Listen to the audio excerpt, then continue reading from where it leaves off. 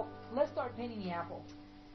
Since we've already established our shadow pattern here to the right and knowing that the light's coming from this direction, we're going to start applying the color to this apple. Now this apple is an apple that I painted several times before, so I know this by memorization. So you're more than welcome to follow. So I'm going to apply some Candem Red, a little bit of olive green, and I'm going to apply that at the bottom of the apple. This is kind of your apple that has a little bit of red and green in it, and some yellow. Now you notice I'm just kind of applying the paint sporadically. I'm not getting too focused and committed in where things are going. I'm going to apply a little bit of Candem Orange on top of the base of the red. Almost like I'm painting the orange, but I'm not really. I'm just kind of establishing where my color's going. I'm going to apply my olive green. Now when I apply the green, I'm going to add a little bit of titanium white to it.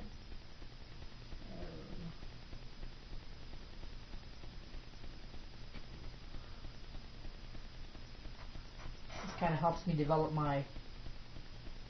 And you notice it's very translucent. If you notice, the paint is actually not really very opaque or thick. I'm just keeping it nice and suggestive and loose. Okay. A little bit of brilliant yellow with the green on the top end. This helps establish where my light source is coming from. You can go over your paint as much as you want.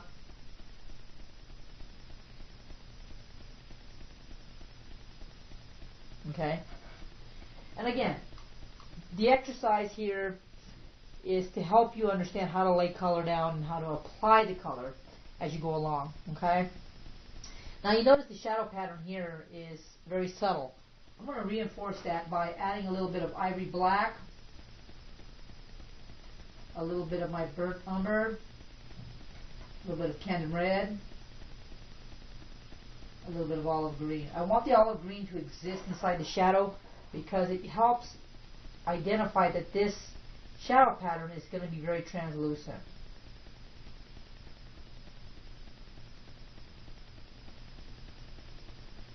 In the beginning, the shadow pattern that you're creating here is going to be a lot darker than what you would see it when it's completed. This is just giving me the overall form that I want to develop using this pattern. Okay. Stem has a little shadow pattern coming this way, cast shadowing that way. There you go. Now right now it doesn't look much. Just like the orange, it's going to be a work in progress, so we're going to kind of evolve this and start forming it more. I'll add a little bit more Candem White to my olive green. Don't be afraid to experiment. If you noticed, I'm actually kind of pushing the paint around a little bit. Now if it starts to get muddy on you, you can always wipe it off, or you can always paint over it. If it's getting muddy, it's because you're either mixing paint that's either on your brush that's too dark, and of course if you're not using a clean brush, that will happen. So right now I'm going to go back with some vibrant green to help take away that muddiness. Okay. Don't worry about smoothing any of this out yet, because we're just establishing where color goes. Okay. I want some of that Candem Red and orange and top up here, so I'm going to add some up here on top of the apple, kind of give it a little bit of color.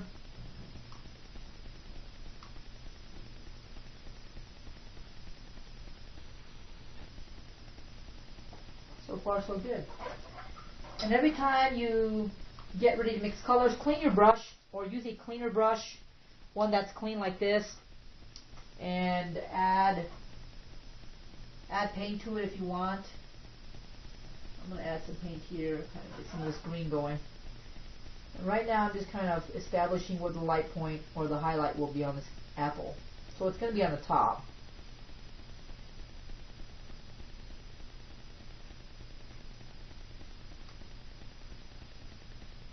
There you go. Okay.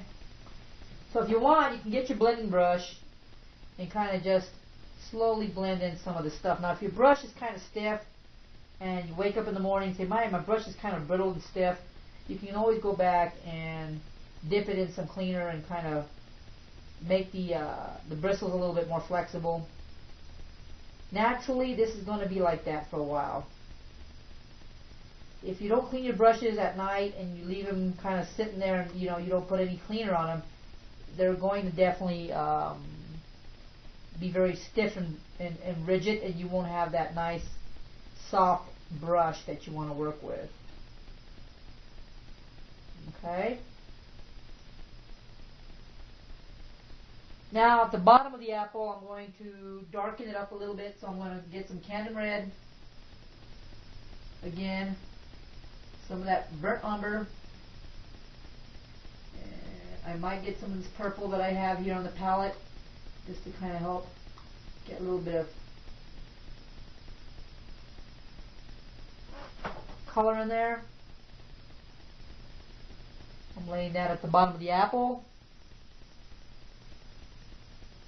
And again, it doesn't look much. Right now it's just very, very, how would I put it, broken up in terms of color. So you see all these layers of color overlapping each other, and they're not really blended or mixed, or they're not in harmony with one another. So right now we're just kind of working our way and laying down color instead. Okay. And remember, the important factor is not to get committed to anything yet with your apple. Just lay down color. Lay color down. Everything else will start to come together. The Impressionists back in the 1800s always believed, in the early 1900s, always believed that color was the best way to express emotion and feeling. So think about this being an Impressionist painting. We're using color to be expressive, and we're pushing paint around, and we're getting full of energy and life, and we're not committing to anything. Okay. Now I'm going to work on the reflective side of the apple, which is the back end of this side here of the apple. So I'm going to apply some actual green, or the olive green with some yellow. Now make sure your brush is not saturated with too much cleaner, because it will get very greasy and basically watered down, so your paint won't stick as well. So if you start having problems with that, the best solution is to add titanium white and clean your brush. Okay? So back here we're going to add the reflective light. If you notice, I'm just being suggestive. I'm not even worried about blending any of that in. Okay? Might want to add some of this color here in the belly of the actual apple. And again, push the paint around.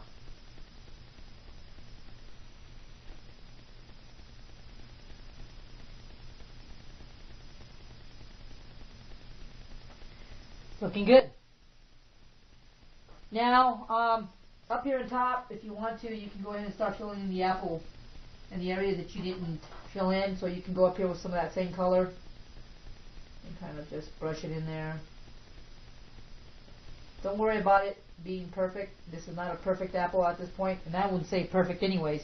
This is not completely rendered out the way we want it, so let's just work on just getting the apple to look like an apple at one point. Okay. Good. I'm going to get this other clean brush here and kind of blend this a little bit in.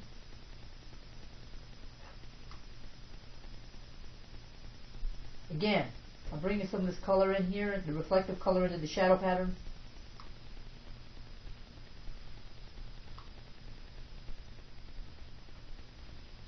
Looking very nice.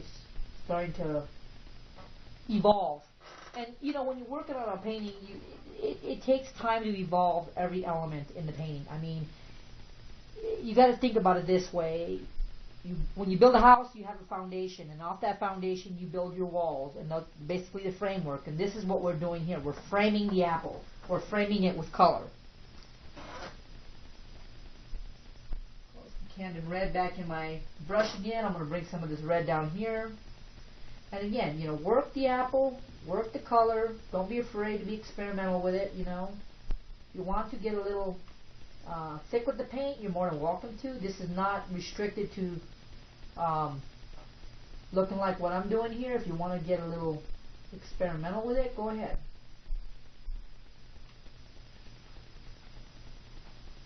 Blending brush here.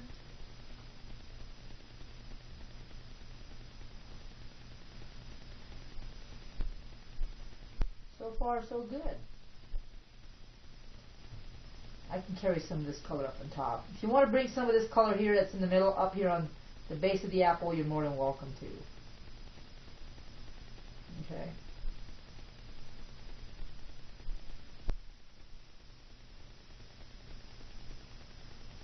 There you go. Now, let's take a look at the apple from various planes. And when I say planes, everything has a plane, okay? A box has 6 sides, it has 6 planes. The apple is going to have 6 planes as well, just like a box. So up here on the top of the apple is one plane, okay? This would be the top, this would be the side, this would be the midsection, and this would be the bottom of the apple.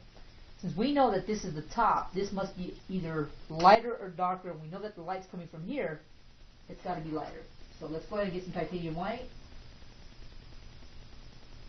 And let's get some of this olive green, a little bit of hint of olive green, brilliant yellow. Go back and take a look at it. So this here on top will be definitely lighter,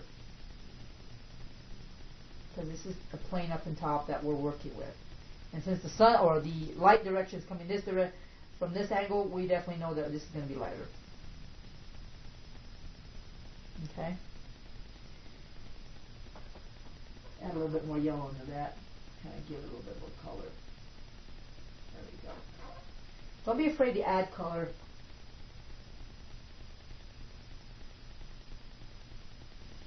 There you go. See, we're starting to see that this is the top of the apple.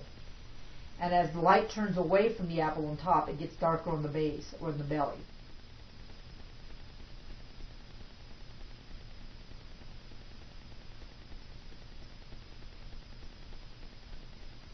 See how that's starting to evolve? It's starting to take shape and form. Now on the back end of this apple, where the stem would be, we can make that darker. Why would we make that darker? Because the stem stands pretty much straight up, and anything coming down away from the light will be darker in here. Okay? So think about this like a heart shape coming right in. A little darker. See how much more evolved that became just with that little bit of a touch-up? Okay? Put some of this color on this side as well, kind of complement it. And how we capture roundness and form is basically by the direction of how we place our paint too with our brush strokes. So we want to go this direction, we can sweep the brush and form and create form by doing that as well. But it's not always the solution to your problem. Clean your brush, and so far so good. I think we're starting to evolve the apple the way it's supposed to look. Let's reinforce our shadow pattern. Remember, wipe your brush off. Don't have too much paint on it. Going to put some more darker value down here at the base of the apple. Starting to work the apple a little bit. See how much better that looks? Again, take your time. Step back, take a look at the apple, say, okay, could I do this with it? Sure.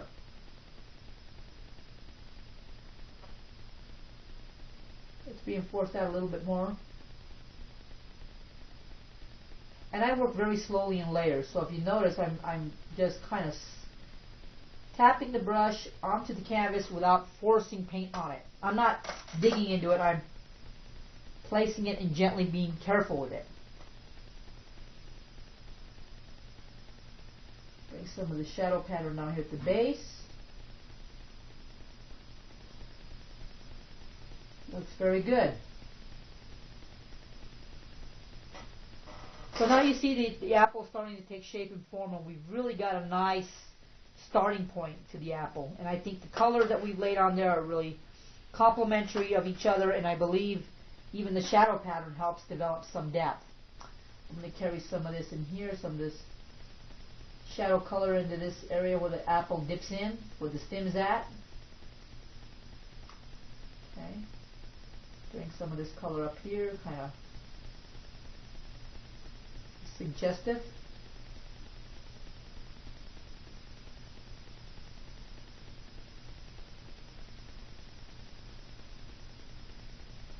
There you go. It's starting to look more like the apple that we want. Okay, so since we've gotten to this point and we've gotten some color established and we've laid out where we want our Canton reds and greens and our yellows and our more of our shadow pattern, at this point we're going to start blending a little bit and start mixing some of this color to become more harmonized. Okay? I'm going to get some of this red here off my brush. Now, if you have a little bit of red on your brush, go ahead and apply it to your apple. Don't be afraid. Just add it wherever you think is needed. I'm going to add it at the bottom. I think at the bottom it looks really nice. Go ahead and get some more green on your paintbrush here. Have some of that green going on. You can add some of this green, what I have here at the bottom as well, to carry some of that color that blends underneath the apple. The apple doesn't have to be pure red or pure green. It can be a mixture of both.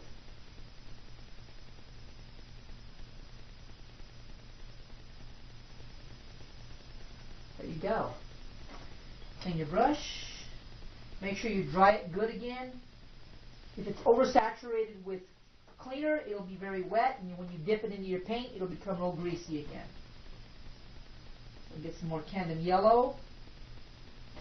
You want to use this yellow? I'm starting to really like the yellow, so I'm going to probably add it right about in here.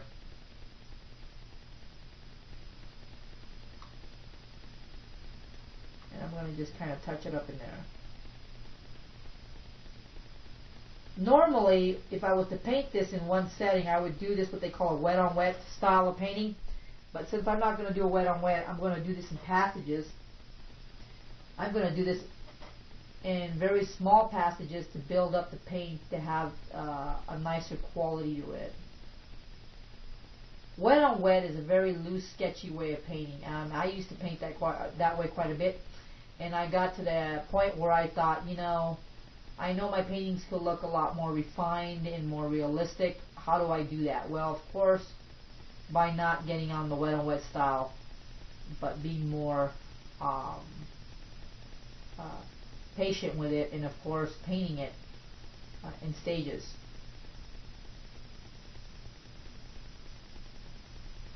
That green really works well in there. See that? That really looks nice. I'm going to apply some of that up here as well, as the apple is. Blend that in there a little bit. Get my blending brush. Take some of that red off. I don't want no red in there, so I'm just going to kind of be careful with that.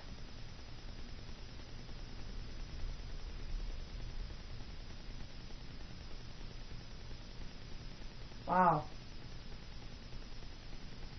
So far, so good. It looks like the apple is taking shape. And the colors are really nicely soft and blended.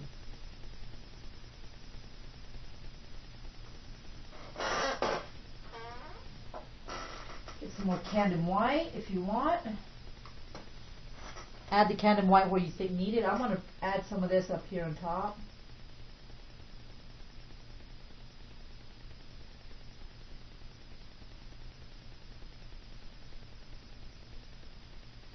You know, Paul Cézanne, a great painter back in the early 1900s, used a lot of this color for most of his paintings. He was very impressionistic in some senses. People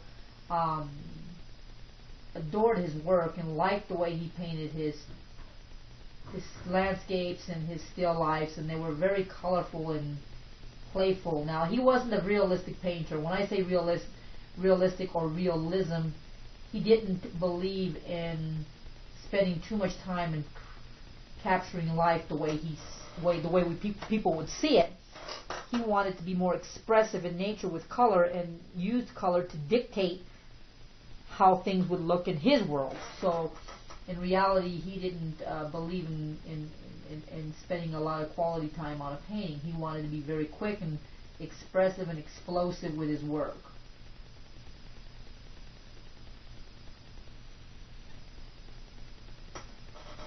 That's really starting to take shape. Look at that, guys. Nice. Okay, a little bit more Canyon red on this side. On the right side of the shadow pattern. Now do remember, I'm doing this by memory, so I'm having to kind of remember how things were painted when I painted my last still life. The blending brush blends some of that red out.